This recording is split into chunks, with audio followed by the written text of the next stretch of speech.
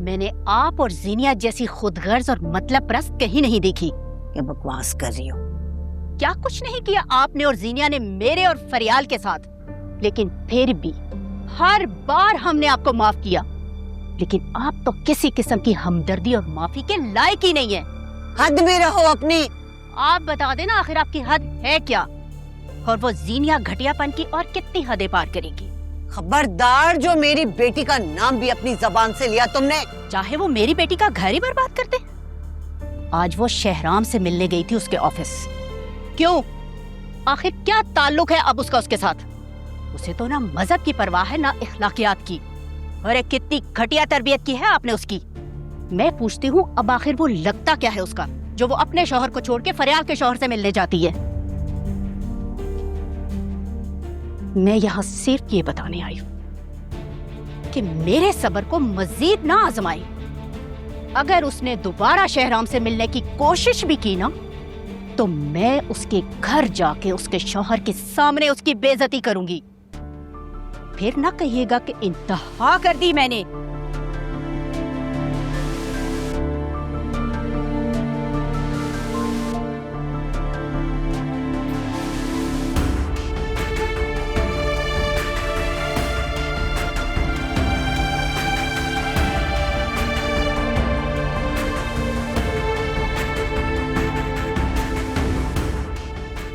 अरे भाभी, आप तो हमारी बेइज्जती कर रही थी। खड़े खड़े समीन आपकी इतनी बेइज्जती करके चली गई है। आज तो उसने अपनी सारी भड़ास निकाल दी।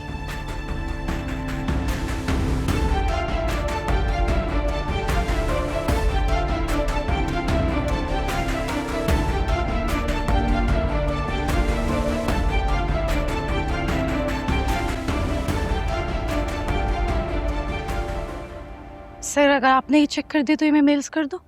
हाँ, ये एक मुझे भी फॉरवर्ड कर दिया इसकी कॉपी। Okay sir. मैम फरियाल की दोबारा कॉल तो नहीं है आपके पास? सर वो एक बार आई थी, वो आपसे बात करना चाह रही थी। मैं आई थी आपके ऑफिस आपको इन्फॉर्म करने, लेकिन आप जीनिया के साथ शायद बिजी थे।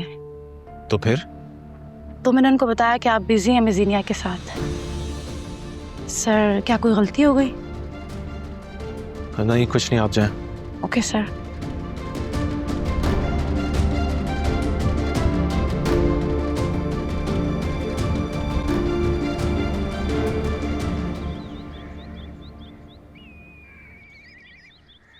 और कितना जलील करवाओगी अपनी माँ को तुम?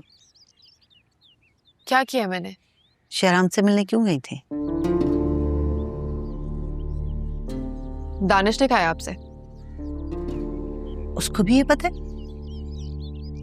झूठ है ये। झूठ नहीं है। समीर ने घर आके सिद्रा और साइमा के सामने इतनी बकवास की है, इतनी बकवास की है कि मैं तुम्हें क्या बताऊं। तुम्हारे किरदार पे उंगली उठाई है और मेरी तरबियत पे। मैं तुम्हें बता नहीं सकती, मेरा दिल चाह रहा था कि जमीन फटे और मैं दफन हो जाऊं उसमें। अब मैं इस फरियाल को नहीं छोड़ूंगी। बस कर दो, छोड़ दो उनका पीछा। तुम ऐसा कुछ नहीं करोगी। सिर्फ और सिर्फ अपना घर देखो, घर बसाओ बस। नहीं बसता मुझसे ये घर। वहशत होती है मुझे यहाँ, नफरत है मुझे इससे। और तुम ये सब कुछ जिसके लिए कर रही हो ना, वो तुम्हारा कुछ भी नहीं है, समझी? आप लोगों के कहने से क्या होता है? वो इस जिंदगी में भी मेरा था और मर के भी मेरा ही रहेगा। तो फिर उसे पाने के लिए तुम्हें अपनी माँ को मारना होगा। याद रखना, अगर तुमने ऐसी वैसी कोई भी हरकत की ना जीनिया, तो तुम्हारी वजह से मैं अपने आप को खत्म कर दूंगी। और मैं तुम्हें ये बता रही हूँ।